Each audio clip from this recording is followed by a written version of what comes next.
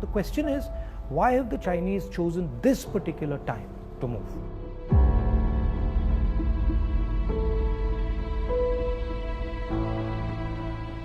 What is it about India's situation that has made China act in such an aggressive way? What is it about this moment in time that has allowed the Chinese to have the confidence that they can move against a country like India?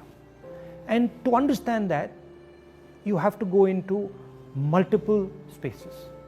Countries are protected not by one particular thing, but by a confluence of forces, by a confluence of systems. Okay? So a country is protected by its foreign relationships, it is protected by its neighborhood, it is protected by its economy, it is protected by the feeling that its people have, the vision that its people have. And what has happened over the last 6 years, that on all those areas, India has been disturbed and disrupted. And I'll cover each one of them. Let's start with foreign policy. Our relationship with the outside world used to be with multiple countries. We had a relationship with America, strategic partnership with America, I would say, and that is very important. We had a relationship with Russia. We had a relationship with Europe. And these countries used to help us maneuver in the world. Today, our relationship has become transactional. We have a transactional relationship with the United States. We have disturbed our relationship with the Russians. We have a transactional relationship with Europe. Now let's come to our neighborhood. Earlier, Nepal was a friend, Bhutan was a friend, Sri Lanka was a friend.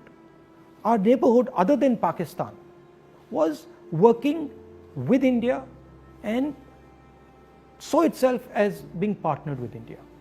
Today, Nepal is angry with us. If you go to Nepal and you speak to the Nepali people, they are furious with what has happened. Sri Lankans have given a port to the Chinese. Maldives is disturbed.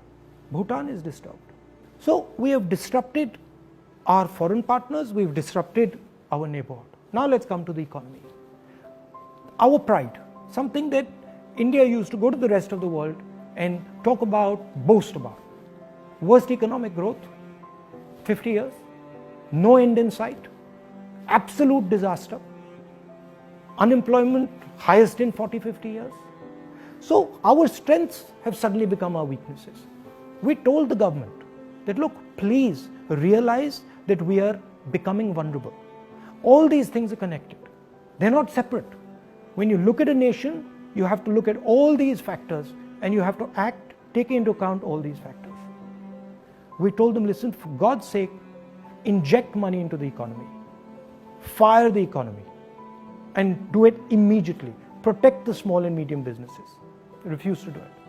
So today you have a country which is economically in trouble as far as foreign policy is concerned, in trouble with its neighbors. And that's why the Chinese have decided that this is possibly the best time to act. And that is why they have acted.